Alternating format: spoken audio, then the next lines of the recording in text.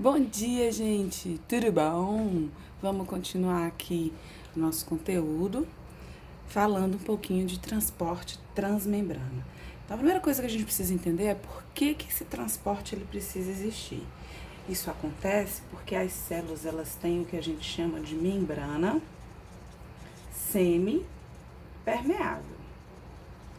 Essa membrana ela vai ser capaz de deixar algumas coisas transitarem livremente. Então, existem substâncias que passam livremente entre essa membrana, entre as estruturas da membrana, que é uma membrana fosfolipídica de bicamada, ou seja, ela tem duas camadas, e aí ela vai permitir que algumas coisas transitem livremente entre elas e algumas coisas não.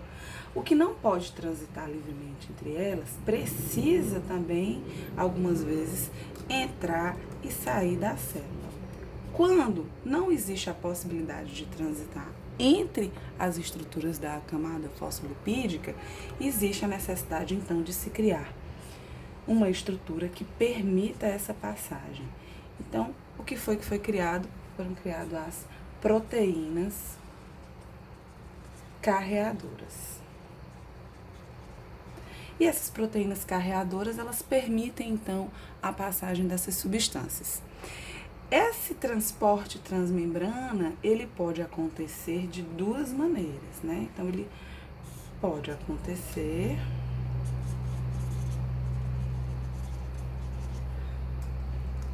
sempre pensando no gradiente de concentração. Então, ou ele vai ser a favor do gradiente de concentração, ou ele vai ser contra. E isso aqui vai determinar uma coisa muito importante, que é a necessidade de energia de uso de ATP, de forma direta ou indireta. Então, sempre que o transporte acontece a favor do gradiente de concentração, a gente considera que está havendo uma coisa que a gente chama de transporte passivo. Então, o transporte passivo, ele sempre vai acontecer a favor do gradiente de concentração. Enquanto que, quando nós temos um transporte acontecendo contra o gradiente de concentração, a gente chama de transporte ativo, certo? Então, esses conceitos são os conceitos iniciais. E aí, a partir disso, a gente tem que entender que, então, esse transporte transmembranar, ele pode acontecer através de transporte ativo ou de transporte passivo, certo? Quando eu tenho gasto de ATP, então aqui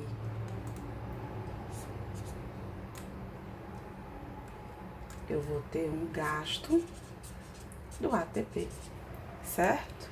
Enquanto que aqui eu vou usar a energia do movimento das moléculas. Então, o transporte passivo não é que ele não tenha gasto de energia, existe um gasto de energia. Só que a energia usada para que o transporte ativo aconteça é a energia do próprio movimento molecular. A molécula ela vai se movimentando e ela quer ir para um lugar onde ela tenha mais estabilidade. E ela vai ter mais estabilidade no lugar onde tem menos moléculas similares a ela. Então, quando acontece esse movimento a favor do gradiente de concentração, a energia usada é a energia das próprias moléculas, querendo ir para onde é melhor para elas. E aí a gente vai ter, então, 3 tipos de transporte passivo que a gente precisa considerar. A gente tem a osmose, que aí a osmose sempre vai ser a passagem da água, do soluto. A gente vai ter a difusão facilitada e a gente vai ter a difusão simples, certo? Então, a osmose a gente já falou um pouquinho, a gente precisa de um meio isotônico para que nem entre água a mais nem a menos, para que essa entrada e saída de água seja equilibrada, o meio precisa ser isotônico. Se eu tiver um meio hipertônico, a água vai sair de dentro da célula. Se eu tiver um meio hipotônico, a água vai entrar para dentro das células. A gente já falou isso no vídeo passado, né? Então, na difusão simples, o que a gente encontra?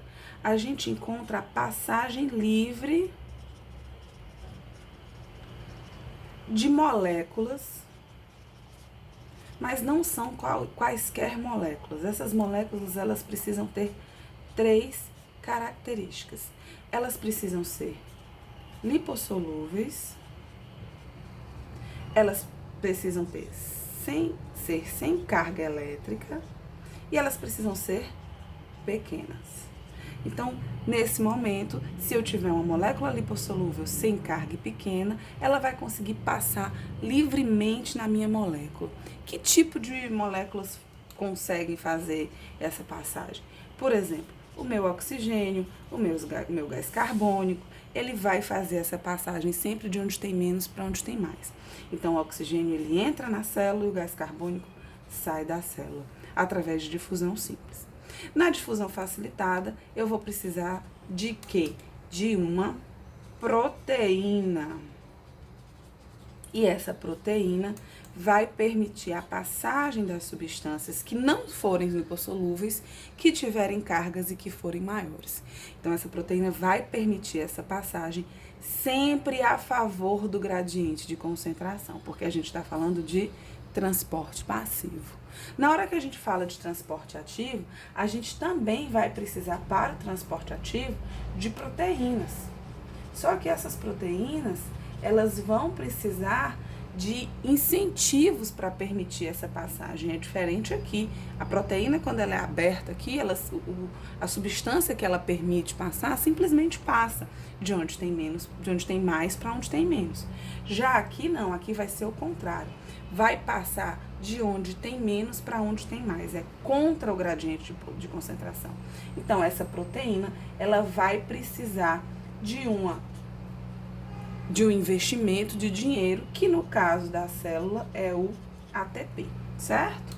E o transporte ativo, ele pode ser também de 2 formas. Ele pode ser o transporte ativo primário, ou ele pode ser o transporte ativo secundário. Quando a gente fala de transporte ativo primário, a gente está falando de bomba de sódio e potássio, tão famosa. Não é só esse, mas é o exemplo mais comum. E quando a gente pensa em transporte ativo secundário, a gente fala de cotransporte e de contratransporte. Então, vamos entender melhor como é que funciona esse esquema de transporte ativo para a célula.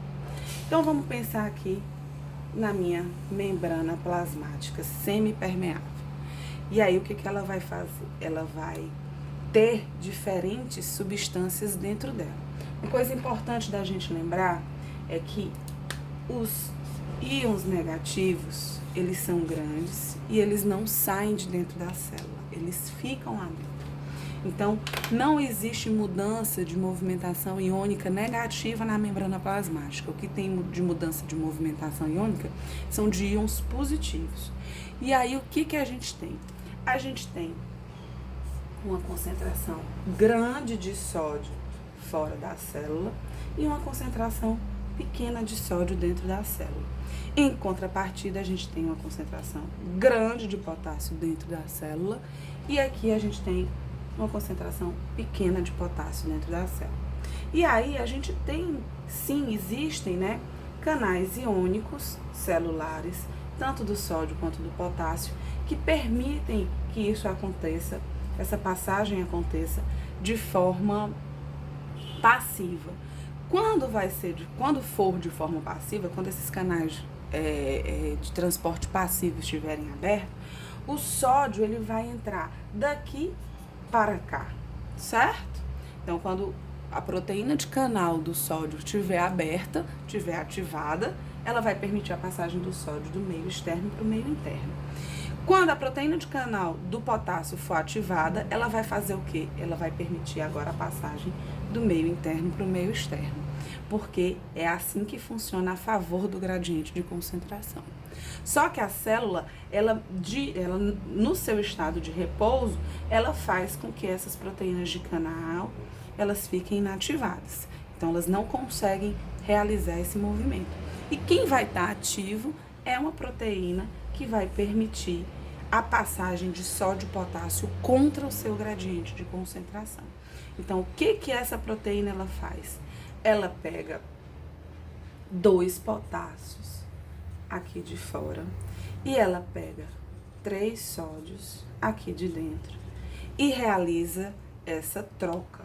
Então, ela manda o sódio lá para fora e ela manda o potássio para dentro, certo? E aí a gente tem a manutenção dessa diferença iônica e isso vai gerar uma diferença elétrica, porque se você observar, 3 íons positivos estão saindo e 2 íons positivos estão entrando. Então, a cada funcionamento da bomba de sódio e potássio, efetivamente nós temos um íon positivo deixando a célula. E isso faz com que a célula fique mais negativa. Então, o estado de repouso da célula é que fora fique positivo e dentro fique negativo. Por que fica negativo? Porque os meus íons negativos não saem do lugar. Se eu estou tirando o íon positivo, a minha relação vai ser maior de íons negativos aqui dentro do que lá fora, certo? E aí, então, a célula ela fica com essa cara negativada. Então, a gente pode dizer o quê? Que a bomba de sódio e potássio, ela é eletrogênica. E essa é uma característica essencial para a manutenção das características, das propriedades e das possibilidades de trabalho celular. Sem isso, a gente não tem potencial de ação para acontecer, certo? Então, a bomba de sódio e potássio, ela vai fazer isso. Detalhe, como ela faz isso contra o gradiente de concentração, ela tá jogando sódio para onde tem muito sódio, ela tá jogando potássio para onde tem muito potássio, ela vai precisar se acoplar aqui com o meu ATP. Então, a cada ciclo da bomba de sódio e potássio, um ATP é gasto e é quebrado em ADP mais o fosfato. E a energia dessa quebra, ela é usada para que isso aconteça. Então, a célula precisa pagar para o transporte acontecer. E, em contrapartida, o transporte secundário, ele não vai usar o ATP de forma direta. O transporte secundário, ele vai fazer o quê? Eu vou ter lá a minha célula e eu vou ter aqui uma proteína que ela é esperta. Ela sabe que o sódio é grandão aqui fora e o sódio é pequenininho aqui dentro. Então, eu posso fazer o quê? Eu vou dizer para essa proteína, sódio, entra aqui. Ela gosta do sódio. Essa proteína, ela tem alta afinidade ao sódio. Só que na hora que o sódio se encontra com ela e conecta com ela, essa proteína, ela fica permeável, ela permite a conexão de um outro substrato. No caso aqui, vamos falar a glicose. Então, na hora que o sódio se acopla à proteína, a glicose, ela encontra também uma possibilidade de se acoplar, certo? Quando ela encontra essa possibilidade de se acoplar, ela vem e se liga aqui. Existe, então, nesse momento, uma reconfiguração, onde a proteína se fecha para o meio externo e se abre para o meio interno. Nessa hora, quando esse meio interno aqui se abre, o sódio vê que a concentração está baixa. Então, ele diz, opa, aqui para mim é legal. E ele sai. Na hora que ele sai, a configuração da proteína não permite mais que a glicose fique aqui. E aí ela joga a glicose aqui para o meio interno. Então, isso aqui a gente chama de cotransporte.